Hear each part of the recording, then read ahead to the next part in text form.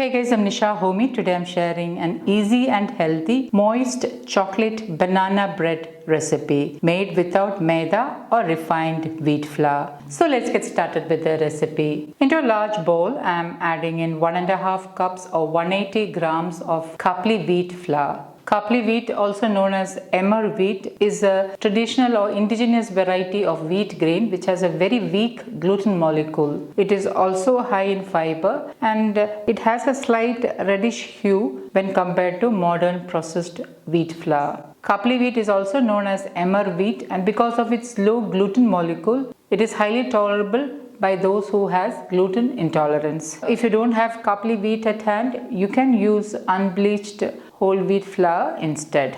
1/4 cup or 33 grams of raw cacao powder. Instead of raw cacao powder, you can use cocoa powder. Half teaspoon baking soda, half teaspoon baking powder. I'm adding the raw cacao powder, baking soda and baking powder through a sieve. Cacao powder does have some lumps, so it's always ideal to pass them through a sieve. Into this I'm adding in chocolate chips. Today I'm using Caverture chocolate chips. Adding in half cup chocolate chips. I'm keeping aside a powder tablespoon of chocolate chips to sprinkle on top. With a spoon, I'm giving this all a good mix. The chocolate chips, once it is coated with the flour, it will prevent the chips from sinking down to the bottom of the pan when the banana bread is baking. The coating of the flour makes sure that the chocolate chips is evenly distributed in the banana bread. And now I'm going to keep this aside.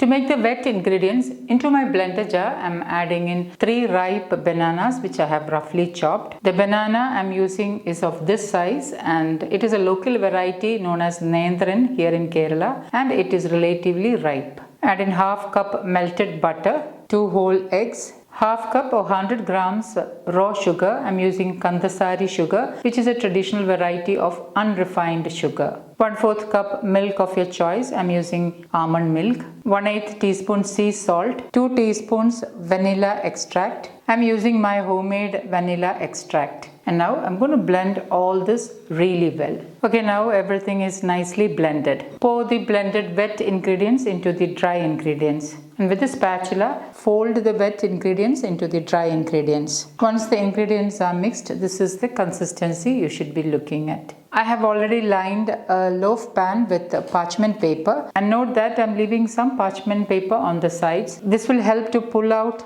the banana bread once it is baked. I'm going to transfer the banana bread batter into the loaf pan. With the spatula, level the top, sprinkle the kept aside chocolate chips on top. Tap the loaf pan on the countertop a couple of times to release air bubbles if there are any.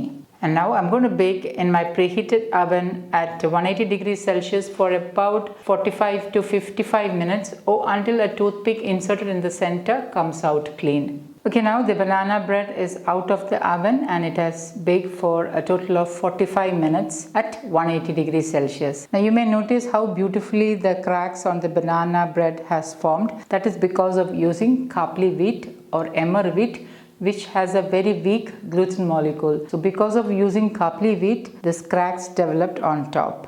And now I'm going to transfer this onto a wire rack and allow it to cool completely. Because I left some parchment paper on the sides, it is easy to pull out the bread. Okay, now I have transferred the banana bread onto a wire rack and I'm going to allow it to cool down completely. You can see that the bread is super soft, so I can't wait to cut into it and show you how it looks like. Okay, now the bread has completely cooled down and as you can see, it's really soft even though it is made with Khapli wheat. See how soft this banana bread is. Even though it is made with the Khapli wheat, it has turned out perfectly soft banana bread. So guys, do try this healthy banana bread and let me know in the comments how it turned out. Thank you for watching and until next time, take care. Bye-bye.